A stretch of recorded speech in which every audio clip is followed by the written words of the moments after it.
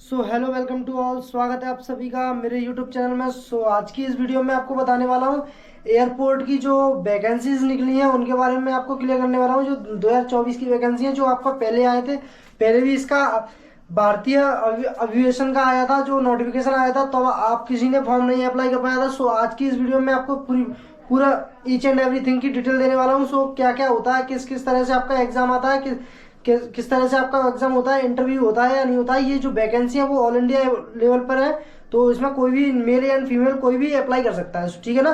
तो आप वीडियो ध्यान से देखिए। वीडियो अच्छी लगे तो वीडियो को लाइक शेयर एंड चैनल को सब्सक्राइब कर लें, जिससे फ्यूचर में आने वाला कोई भी अपडेट आपसे जुड़े ना आपको सबसे पहले मिलता रहे। तो मैं आपको बताने वाला हूँ जो ये है ना, ये रहा भारतीय एविएशन सर्विस, यानी कि ठीक है ना। ये जो वैकेंसी है, ये नोटिफिकेशन है, आप देख सकते हो, ठीक है ना। तो मैं आपको इसका सिलेबस क्या होता है, एज क्राइटेरिया क्या रहता है, सारा कुछ बताने वाला हूँ।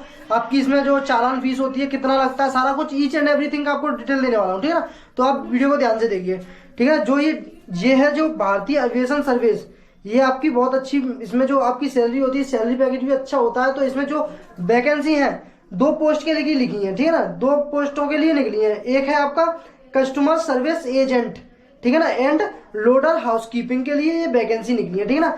वो आपका है online application are invited for eligible Indian citizen male and female, यानी कि इंडिया से कोई भी मेल एंड फीमेल कोई भी अप्लाई कर सकता है, ठीक है ना।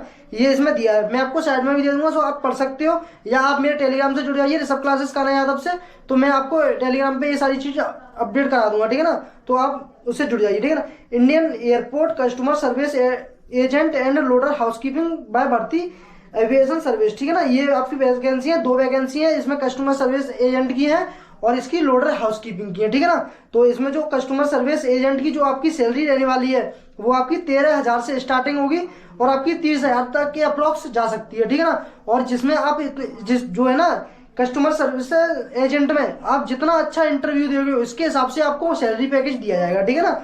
और जिसकी जो क्वालिफिकेशन रहने वाली है वो आपकी इंटरमीडिएट रहने वाली है, यानी 10+2, ठीक है ना। और इसमें जो आपकी नंबर ऑफ वैकेंसी है वो आपकी 2,653 वैकेंसी है, ठीक है ना, कस्टमर सर्विस एजेंट में। और यहाँ पे लोडर हाउसकीपिंग में जो आपकी वैकेंसी, वो आपकी जो सैलरी रहने वाली है वो 12,000 से स्टार्टिंग है और आपकी जो जाएगी सैलरी अप्रोक्स 22,000 के समथिंग आपकी रहने वाली है अप्रोक्स सैलरी, ठीक है ना। और जिसमें जो आपकी क्वालिफिकेशन होती है वो हाई स्कूल होती है और इसमें जो नंबर ऑफ वैकेंसी है वो 855 वैकेंसी है, ठीक है ना। और इसमें ये देख रखा है pay scale will be decided at the time of interview according to the performance of candidate. जो आपकी जो सैलरी है ना वो आपके इंटरव्यू से डिसाइड की जाएगी, ना कि ऐसे ही आपको दे दी जाएगी, ठीक है ना। आपका जितना अच्छा इंटरव्यू होगा उसके हिसाब से आपको सैलरी दी जाएगी, ठीक है ना। तो मैं आपको वन बाई वन बताता हूँ सारा कुछ। तो ये रहा आपकी एज लिमिट के बारे में दे रखा है, ये आप देख लीजिए, ठीक है ना। मैं आपको टेलीग्राम पर दे दूंगा सारा, ठीक है ना। तो इसमें जो एज लिमिट है आपकी वो application of customer service agent CASA की must have attend of age हटा। आपकी जो मिनिमम हाइट होनी चाहिए वो हाइट नहीं, मिनिमम जो आपकी एज होनी चाहिए वो 18 साल से आप इसमें 28 साल तक हो, तो इसमें मैक्सिमम हाइट है वो 28 साल तक है। तो आप इसमें फॉर्म अप्लाई कर सकते हो, ठीक है ना। जो इसका फॉर्म अप्लाई होंगे वो आपके ऑनलाइन मोड में होंगे, ठीक है ना। और इसमें आपकी जो उम्र की गणना की जाएगी ना वो आपकी 1 जुलाई 2024 से की जाएगी। आपकी जो उम्र की गणना है वो आपकी 1 जुलाई 2024 से इसकी उम्र की गणना की जाएगी इसमें, ठीक है ना। और यहीं पे मैं आपको बात कर लूं, अगर आप SC ST कैटेगरी से आते हो तो 5 साल का आपको एज रिलैक्सेशन दिया जाएगा। अगर आप OBC से बिलोंग करते हो तो आपको 3 साल का एज रिलैक्सेशन दिया जाएगा, ठीक है ना। और इसमें आपको बताऊं, the application loader housekeeping have attain to 18 से, और जो आपका लोडर हाउसकीपिंग के लिए है, ये मैंने कस्टमर सर्विस एजेंट के लिए बता दिया, और ये लोडर हाउसकीपिंग के लिए इसमें भी आपकी जो मिनिमम हाइट होनी चाहिए वो मिनिमम एज होनी चाहिए वो आपकी 18 साल से। आप इसमें भी 33 साल तक हो तो आप इसमें अप्लाई कर सकते हो। इसमें भी वही है, आपकी 1 जुलाई 2024 से आपकी उम्र की गणना की जाएगी, ठीक है ना। Age relaxation 5 year will be given SC ST से, जो आपके SC ST कैटेगरी से आते हो तो आपको 5 साल का छूट मिली जाएगी। अगर OBC कैटेगरी से आते हो तो आपको 3 साल की छूट मिली जाएगी, ठीक है ना।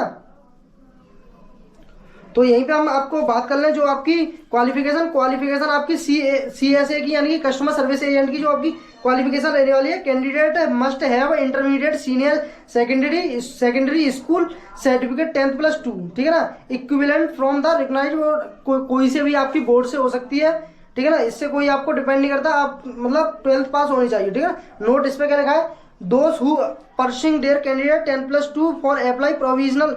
और आप पर कोई भी आपने इसी बार आपने इंटर के एग्जाम दिए हैं, तो अगर आपका रिजल्ट नहीं आया तो भी आप फॉर्म इसमें अप्लाई कर सकते हो।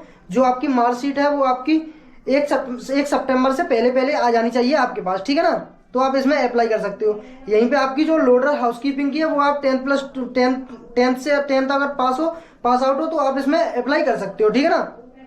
और आपका जो मेथड और सिलेक्शन के बारे में बताऊं, मेथड ऑफ सिलेक्शन जो आपका होता है वो आपका होता है कंप्यूटर बेस्ड टेस्ट होता है, आपका कंप्यूटर बेस्ड टेस्ट होता है। इसमें आपको only eligible candidate will be under age computer based examination, offline examination conduct by Bharatiya aviation service selected centres all over India, ठीक है ना। जो आपका एग्जाम है वो आपका कंप्यूटर बेस्ड टेस्ट होगा इसमें, ठीक है ना। और आपका फिर उसके बाद कंप्यूटर बेस्ड टेस्ट हो जाएगा, उसके बाद आपको इंटरव्यू के लिए बुलाया जाएगा, ठीक है ना।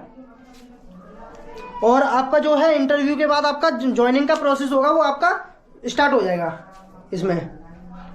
और यहीं पे आपका जो सिलेबस है वो आप देख सकते हो, मैं आपको बता दूं ये आपका सिलेबस है सारा, तो मैं आपको 1 बाय 1 बताता हूँ इसमें क्या क्या होता है, ठीक है ना। इसमें आपका 2 पार्ट में एग्जाम डिवाइड होता है, पार्ट ए ये रखा है, पार्ट बी ये दे रखा है, ठीक है ना। इसमें मैं आपको बताने वाला हूँ क्या क्या इसमें आता है क्या क्या नहीं आता, ठीक है ना।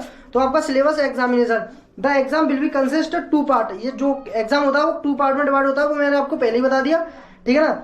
और इसमें पार्ट ए में क्या होता है, आपका इंग्लिश आती है पार्ट ए में, वो भी आप इंग्लिश जो आती है आपकी 40 नंबर की आती है भाई साहब, 40 नंबर की इंग्लिश आती है इसमें। और इसमें आपके क्या क्या आते हैं, synonyms and एंटोनियम्स, one word substitutions, vocabulary and grammar skills, spotting error, sentence rearrangement, parajumbles, active and passive voice, direct indirect speech, conservation, narration, और ये सारा आपका आता है, ठीक है ना। और आपके इडियम्स भी आते हैं, कंजक्शन आर्टिकल से भी क्वेश्चंस देखने को मिल जाते हैं, ठीक है ना। और यहाँ पे पार्ट बी में जो होता है वो आपका करंट अफेयर आती है, नेशनल एंड इंटरनेशनल की वो आती है करंट अफेयर। इसमें जो क्वेश्चन नंबर होते हैं 10 नंबर की आपकी आती है करंट अफेयर्स। और साइंस एंड एविएशन नॉलेज है ना, physics chemistry biology and aviation knowledge, ठीक है ना, इसमें भी आपके 10 नंबर की आती है ये, ठीक है ना। और सोशल स्टडीज में आपकी हिस्ट्री, पॉलिटिक्स, ज्योग्राफी आती है, वो भी 10 नंबर की आती है। और मैथमेटिक्स में percentage, profit loss and simple and compound interest, ये सारा कुछ आता है, वो आपका 15 मार्क्स का आता है, ठीक है ना। और यहीं पे मैं आपको बता दूं रीजनिंग में coding, decoding, alphabet series, number series, ये सारा चीज आता है, वो भी आपका 15 मार्क्स का ही आता है, ठीक है ना। ये जो आपके टोटल हो जाते हैं ये 60 नंबर का पार्ट भी हो जाता है आपका, 60 नंबर का पार्ट भी हो जाता है, पार्ट बी। और पार्ट जो ए होता है ना, पार्ट ए होता है आपका 40 नंबर। ये जो आपका टोटल होता है, टोटल आपका हो जाता है 100 मार्क्स का 100 मार्क्स का पेपर हो जाता है, ठीक है ना, ठीक है ना। अगर आपकी यहीं पे हम आपको जो चालान, आपको जो फीस पे करनी पड़ेगी वो आपको कितनी करनी पड़ेगी उसके बारे में मैं बता देता हूँ। जो आप अगर जनरल ओबीसी कैटेगरी से आते हो, जनरल कैटेगरी, या आप ओबीसी कैटेगरी से आते हो, या एससी या एसटी से आते हो, बिलोंग करते हो, तो आपको कस्टमर सर्विस एजेंट के लिए यानी कि CSA के लिए जो आपको फीस पे करनी पड़ेगी ना, वो आपको 380 रुपए पे करनी पड़ेगी विद जीएसटी लगा करके, ठीक है ना। आपको ये वाली फीस पे करनी पड़ेगी 380 रुपए विद जीएसटी, ठीक है ना। यहीं आप लोडर के लिए, लोडर हाउसकीपिंग के लिए अगर फॉर्म अप्लाई करते हो तो इसमें भी जनरल, ओबीसी एंड एससी या एसटी ऑल कैटेगरी, ठीक है ना। आप अगर लोडर हाउसकीपिंग के लिए अगर फॉर्म अप्लाई करते हो तो आपको इसमें जो फीस पे करनी पड़ेगी वो आपको 340 रुपए पे करना पड़ेगा, और आपको विद जीएसटी के साथ आपको पे करना पड़ेगा, ठीक है ना। ये आपकी चालान फीस रहने वाली है, ठीक है ना। जो आपके ऑनलाइन एप्लीकेशन स्टार्ट होने वाले हैं वो आपके 1 अप्रैल से इसके फॉर्म अप्लाई होना स्टार्ट हो जाएंगे, ठीक है ना। और आपकी जो लास्ट डेट रहने वाली है वो आपकी 30 जून लास्ट डेट रहने वाली है, 30 जून इसकी लास्ट डेट है, ठीक है ना। और जो आप फीस पे कर सकते हो अगर फॉर्म भरने के बाद, अगर आप इसमें जो फीस पे कर सकते हो वो भी आपकी जो फीस पे करने की है वो भी आपकी 30 जून तक ही आप इसमें फीस पे कर सकते हो, ठीक है ना। यही है सारी इन्फॉर्मेशन। तो आई होप आपको वीडियो क्लियर हो। तो वीडियो को लाइक शेयर एंड चैनल को सब्सक्राइब कर लें, जिससे फ्यूचर में आने वाला कोई भी अपडेट आपसे छूटे ना, आपको सबसे पहले मिलता रहे। तो मिलते हैं किसी नेक्स्ट वीडियो में, तब तक के लिए till then bye bye, have a nice day, thanks for watching this video. जय हिंद, जय